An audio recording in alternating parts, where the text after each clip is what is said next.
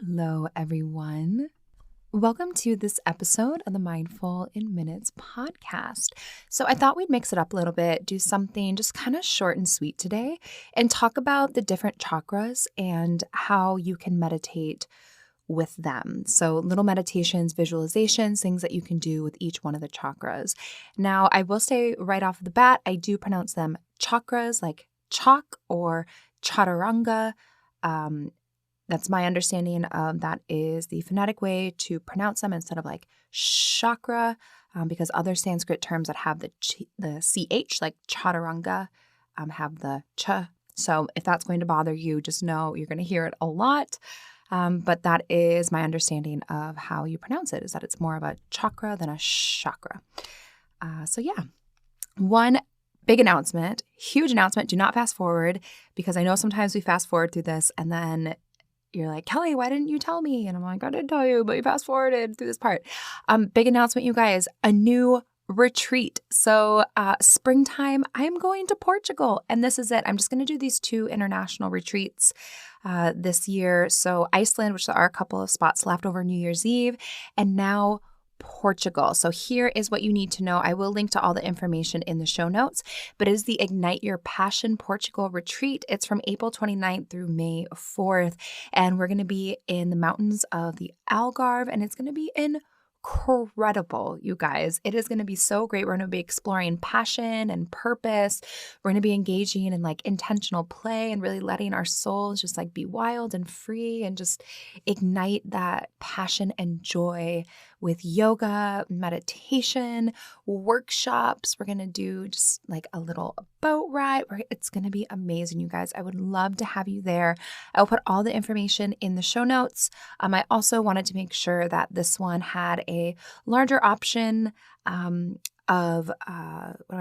rooms that you can book. So it's definitely going to be a lower price point than Iceland. So if you're wanting to do a retreat with me, and Iceland was just a little bit out of your budget, Portugal may be more of your speed. But that being said, there are also some rooms in Iceland too. So I know some of us were waiting to see what the second retreat would be. So this is it for 2023, Iceland over New Year's Eve, and then Portugal. And you can use code MINDFUL, MINDFUL. I've set it up just for you beautiful listeners. You can take $100 off.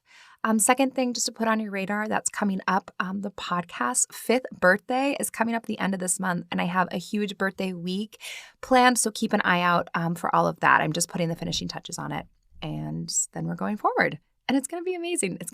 I'm doing some really fun, unique things, so I'd love to see you at any and all of those things. Okay, with that being said, hopefully we didn't skip, but if you did, hello, welcome back. You just missed a really fun announcement about a retreat in Portugal and birthday week. So let's dive into the chakras. So I know I've talked about them before. I think it's one of the first freeform episodes that I did way back. And that may be something that I revisit at some point. But this is something that's been coming up a lot. I've been hearing from a lot of you being like, I'm really enjoying the chakra meditations. How do I know if one is, out of alignment? How do I continue to work with them? And it just seems like something we're really interested in. So what I thought we could do is just do a little I always say that, and then who knows how long it's going to be, but just touching on each one of the chakras and how you can work with each individual one through meditation. So just a refresher, the chakras, it means wheel or disc. And if you are unfamiliar with it, you've probably seen a picture of them where there's a person, and then there's these like colored circles that start kind of at the pelvis or the base of the spine and go up to the crown of the head. They're the colors of the rainbow. I'd be willing to bet, even if you didn't know that's what it was, you've seen a picture of it. So we're going to talk about the chakras, each one individually, but I also want to touch on the 3 main energetic pathways that we have moving through us. So there is Sushumna, which is your spine. There is Pingala, which is like the male masculine. There is Ida, which is the cool feminine side. So the way that I keep these straight is Sushumna and spine both start with S. And then Ida is kind of like a woman's name. I imagine like a, a sweet little granny who wears like a hat or something, Grandma Ida. And then this is a little crass, but Pingala and a certain male body part both start with the letter P. I can't say my teaching is always eloquent, but you'll probably remember it. So Ida, Pingala, and Sushumna. So what we want to do when we're working with the chakras is that first we actually want to think about the pathways. So the way that these all work together is if we think about our energetic system as a highway in our body. So Sushumna is going to be like the main highway. And then we have Ida and Pingala, which are like two frontage roads, roads on, either side of the spine or the highway. Left frontage road, left side of the body, Ida, right side of the body, right frontage road, Pingala. What happens is they all start at the base of the spine, which is where the first chakra is. Then Ida starts going to the left, Pingala to the right, and they intersect, they kind of crisscross at every single chakra. So if we really want to be working on energetic balance, it's not always just about working at each individual chakra. It is about working with these different, they're called nadis, N-A-D-I. So not like, oh my gosh, you're so naughty.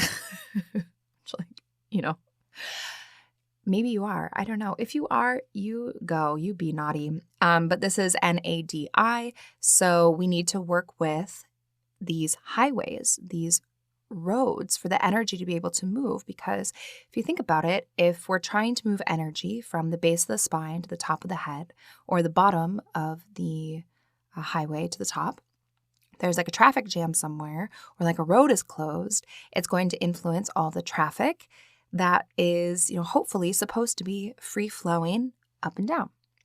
So just thinking about those, Ida, Pingala, and Sushumna. So one of the best ways to work with these three pathways through meditation is through visualization, which of course we're going to use a lot of visualization throughout all of this, because you can't just go to, you can't go get an x-ray of your chakras and see what's happening within them. There are different modalities that work with this, different kinds of like energy healing.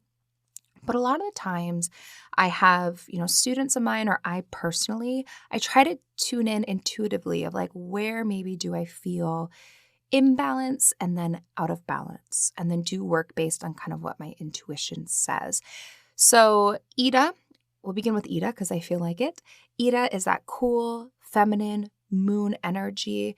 If we have a little bit of an imbalance in that, if there's too much of it, it might feel like, we're really kind of in the creative and head up in the clouds and really captivating like that moon, soft, nurturing energy. Which all of these things, Ida and Pingala are so important, but we want to find a balance between the two. We don't want to have one totally taking the wheel.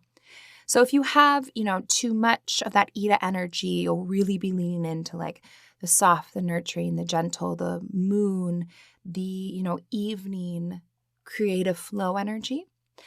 If you don't have enough or you have too much Pingala, it'll kind of be the opposite of that, where you have a lot of that like hot, fiery, masculine energy, right? This might show up as like being really kind of like really a go-getter, always like go, go, go, go, go, do. And again, we need to find a balance between the two. So things that you can do for Ida energy, if you want to cultivate more of that or honor that space within you, is you can, spend some time out in the moonlight. You can do something that feels really creative to you. You can spend some time just being quiet and restful. Practices like restorative yoga are beautiful for this energy, and meditation in general, really great for Ida energy and just tapping into kind of your feminine side, your soft side, your nurturing side, if that feels good to you.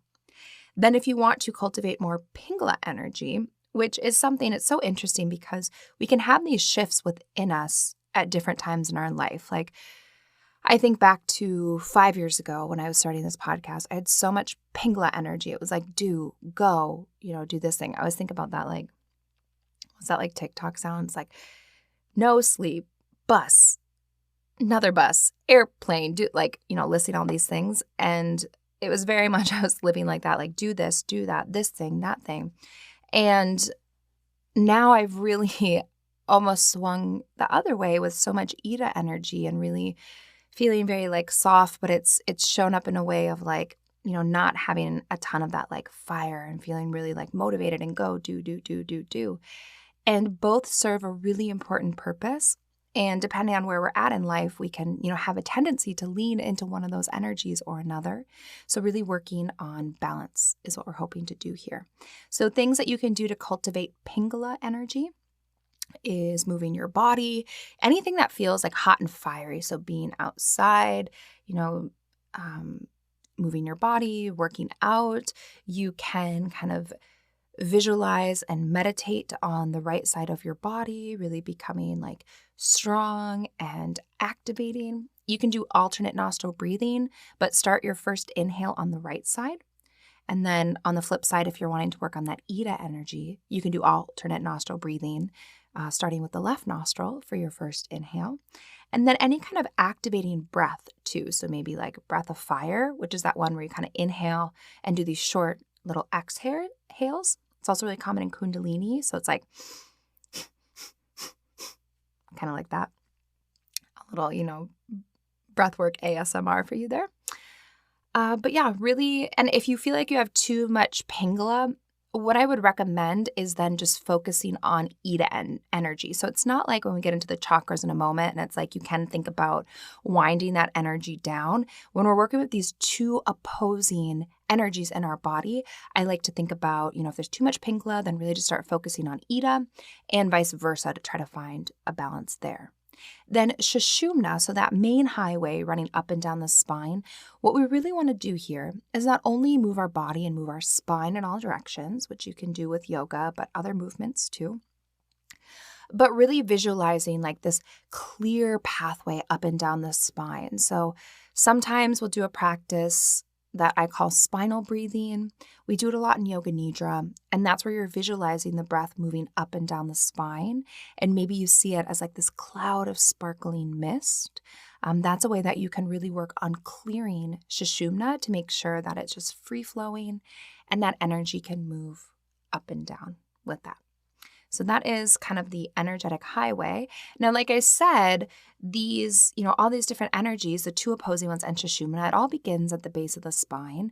And then those energies are going to intersect and kind of create like this little crisscross situation happening at each chakra. So we're going to start at the bottom, the base chakra. This is the root chakra, and it is the color red. It is all about like grounding, safety, security. So if you are wanting to work on the root chakra, what you're going to do is you're going to do grounding exercises. So you're going to go outside, you're going to get your bare feet into the ground, into the earth, spending time out in nature. You're going to meditate on the root chakra, which is at the base of the spine, maybe by visualizing the color red. You could potentially wear the color red if you'd like. But when it comes to meditation, like a walking meditation or doing any kind of a meditation outside, or specifically meditating on the root and the base of the spine and seeing like this clockwise red light moving there. So focusing on that area. Also visualizations of roots. So we do that sometimes here on this podcast where you visualize a root going down from the base of your spine, like down into the earth. That's a really common grounding visualization that helps to balance the root chakra. So now moving up to the sacral chakra, this is going to be in the sacrum. This is our like passion, creativity, our, not just passion, like, woohoo, sassy passion, but also like our passion for, oh my gosh, I am such a dork. Sometimes I say these things and it's just like, what is even coming out of my mouth? But you guys know what I mean. I know a lot of times I know a lot of you listen to this podcast with your kids. I don't think necessarily the freeform episodes, but I know a lot of you will use the meditations together. So I try to, keep my language pretty G and at the most like PG, because I don't want to like surprise anyone with what I'm about to say. And I don't actually know how to go into the settings of my podcast to put like the little E so it says it's explicit. I wouldn't even know how to do that. But you know what I'm talking about. There is, passion maybe that you will explore and, within yourself or with a partner. And then there's the passion, which is like excitement, like hobbies, interests. Like I have a passion for writing. I have a passion for visualization. And like your ability to like go with the flow. This is also the part, the chakra that's connected to like our ability to give life. This is one that I've been doing a lot of work with in, postpartum time, and also when I was doing some visualization and meditation when I was, deciding that I was ready to become a mother and starting that process. I worked a lot with the Sacral Chakra and, the womb space, all of that. Which a little asterisk for those of you who are, looking to have a child on a fertility journey, looking to conceive, on Meditation Mama, my spinoff podcast, which is mostly prenatal meditations and meditations for new moms. I put my soul baby meditation on that. So that was one I was just giving to people. Like if they emailed me and asked, I would just send you the audio, but I did put it over on that feed. So if that's something that you're working with, it's a meditation you can do to kind of welcome in the soul of baby. But this chakras, its color is orange, and it's really just all about like creativity, passion. This is one that I think can become a little underactive in a lot of people because you need to really cultivate this space, keep that passion alive, that excitement, that ability to just kind of go with it, to be creative, to be fluid. This chakra is very much associated like with water. So to work with this energy, when you're meditating, you of course could visualize an orange light at your sacrum. You could visualize really anything that feels creative to you. So anytime we do a creativity meditation, a lot of times I'll work with colors, I'll work with light, kind of images of like creating. You could visualize like growth or expansion, even if it's like, a flower blooming in your sacrum to kind of ignite and blossom and bloom in this area. You could use a mantra here saying, I'm filled with creativity, or my life is filled with passion. I'm a passionate being. These are all things that you could do to work with the sacral chakra. Then moving up to the solar plexus. So that is it's like your internal fire. So it's the color yellow. And it is where you get like your courage, your umph, your drive, your ambition. This is one that's very much tied to the kind of Pingala energy within us. So this may be one if you're feeling that you have been a little bit kind of lethargic, feeling a little bit like, blech, you don't have a lot of like motivation, a lot of umph. We may need to give this particular chakra some TLC.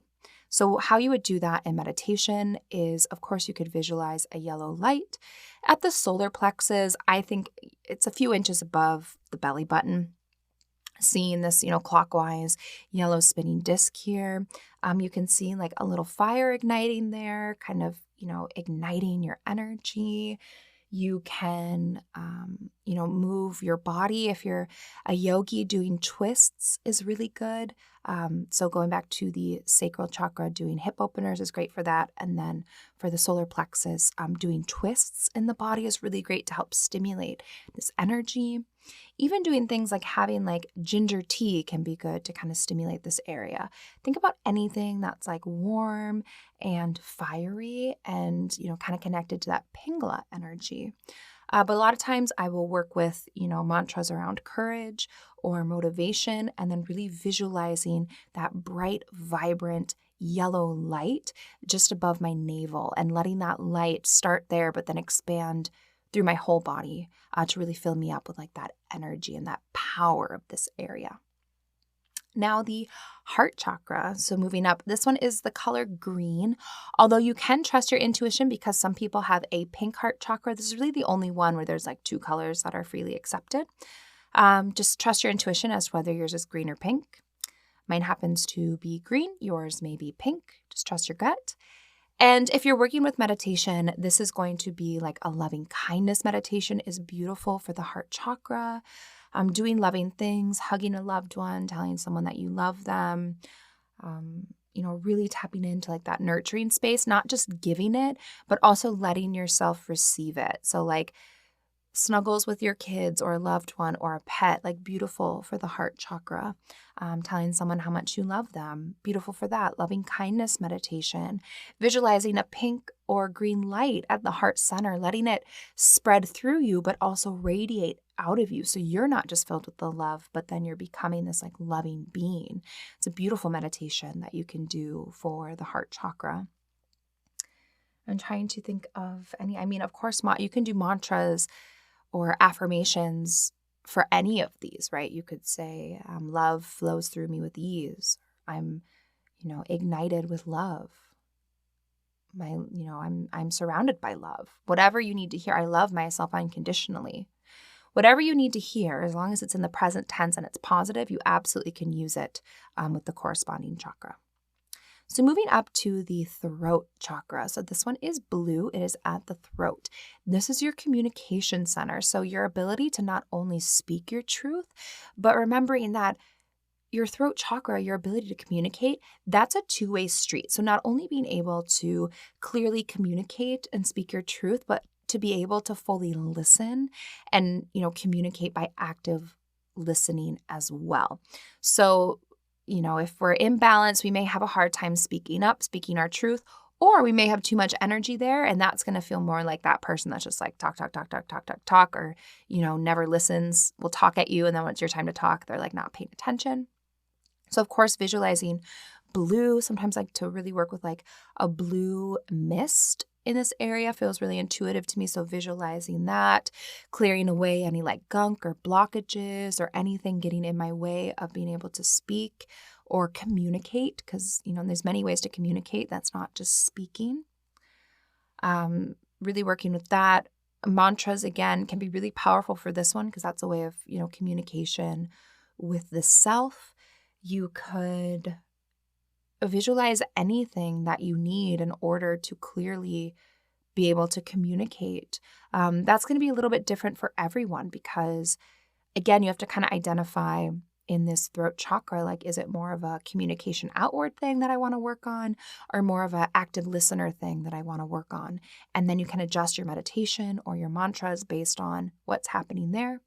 But I find just visualizing a blue disc turning clockwise, seeing it be really light and clearing out. A lot of times I'll feel like there's almost like tar or like gunk there that needs to be cleared out. And I'm just saying, I'm unafraid to speak my truth or whatever it is, you can do that. So moving up to the third eye chakra, which is at the third eye or just between the eyebrows and up like an inch. This is where our intuition resides. So a lot of times I like to, the color is indigo and you could visualize indigo there. I don't do that a lot. A lot of the times when I'm working with the third eye chakra and intuition, I'll see like gold light or silver light or like opalescent, like a moonstone. Anything that feels really kind of like, I don't know, just like fluid and like shiny and, really kind of that like opalescence. And seeing that light there, maybe seeing some kind of like sparkle there, really visualizing on, that scene. You could just focus on like the third eye, just focus on that area. Like even now as I'm talking about it, I get like a little buzzing there. Focusing on this physical part of the body, telling yourself, I'm connected to my intuition, or I can clearly read the signs my intuition sends me. I'm sometimes seeing it. I like to imagine a light going out of my third eye, almost like a lighthouse in a way of like the third eye, like the light is going out and helping me to illuminate and be able to see more clearly. So that's absolutely, meditations you can do for the third eye or any kind of guided intuition meditation will be beautiful for this space. So our final chakra is the crown chakra. This one is just above the crown of the head. Now the root chakra, like I said, is our connection between us and the ground and, Mother Earth, the root, right? So then we have the crown chakra, which is the connection between us and that which is greater than us. So us and the universe or whatever it is that you believe. So the color here is going to be violet. Sometimes, you'll see it like as white. And I very much think, when I'm meditating here, I almost think of like a crown, like a light crown at the top of my head or light shooting up. Like if the third eye is a lighthouse, the crown is kind of like a spotlight shining up towards the sky. I think of it as like, if I have roots growing down from my feet into the earth, that's kind of tethering me and keeping me grounded here in the present moment, in the here and the now on earth, that the crown chakra is like this light and this, beautiful cord, if you will, between me and that which is bigger and greater than me. And having kind of this, dichotomy between the grounding energy below and this beautiful, uplifting, illuminating, inspiring energy of above. And then the rest of us hopefully is kind of residing within balance between these two opposing energies. So like the root and the crown are kind of like the two sides of the magnet. And meditating with the crown chakra. So that's going to be visualizing, that light shining up, connecting with the universe, white light, violet light, again, like gold light is common here, seeing like threads, or if your root chakra has like roots coming down from it, visualizing, branches extending up towards the sky. Anything that makes you feel connected with like the world around you or whatever your belief system is, whether it's universe or God or a different deity or whatever you believe in.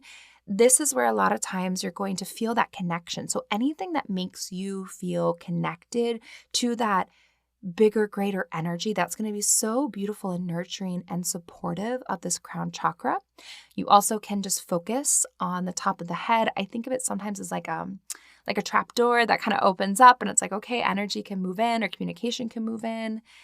And yeah, those are meditation ideas for the crown chakra.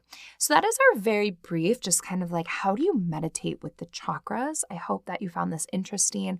Something I'm getting a lot of questions from you guys in my DMs about when I'm seeing you guys in class. So I thought, let's just do a little mini tutorial here, short and sweet. So along those lines, the thing that is bringing me joy this week is I recently started acupuncture again and cupping. I don't think I talked about it. Sometimes I forget because I really do just like off the cuff. I'm like, what's the thing that's bringing me joy right now? And sometimes when I sit down to record, it's the same thing. So I apologize. I've already shared this one. But I've started cupping and I'm feeling really good. I like it. My mom did see the marks on my back. I had some particularly on my right side that looked a little brutal. And she was like, oh my gosh, it doesn't hurt or anything. And acupuncture actually works like they call it the meridians. We would call them the nadis. So of course we talked about the three major ones, but there's many other little minor ones that move through your body. So acupuncture works with this energetic system too. And I've just really been enjoying it. And it's one of those things that I can't pinpoint like exactly what it is, how I'm feeling better, but I'm just kind of overall like feeling better. So I've really, really been loving that. And the question of the day, it comes from beautiful Bridget on Instagram. She said it was okay to use her name. And she wanted to know if there's only like, what is one snack that I cannot turn down? And it's chips and salsa. I just love it so much. I could probably eat it like every day. If I'm at a party and there's like chips and salsa there, I'm going for it. I love it. That's one of my go-tos. It's just so good. So yes, I'm a chips and salsa kind of a gal. So that is all that I have for you today. Keep your eyes peeled birthday week. I think I'm going to do a separate little mini like bonus thing where I'm going to explain what's going on with birthday week, just like in a couple of minutes, because I'm going to do something different every single day. There'll be like live things that you can come to, special episodes, things like that. I'll get you all filled in. And I hope to see you in Portugal. Click the link in the show notes if you're interested. All spots are first come, first serve. I would love to see you there. If you have questions about it, email me, info@yogaforyouonline. And that's it. I appreciate all of you. Thank you so much for being here. Also, thank you so much for being so supportive and lovely to me. So many of you have been sharing, leaving these really sweet reviews. I see all of it, and it's not only so supportive for me in the work that I'm doing, but it's also just really kind and generous. And I really appreciate that you're doing that. So thank you. I appreciate you. And I hope that wherever you are, that you're going to have a beautiful, wonderful day ahead.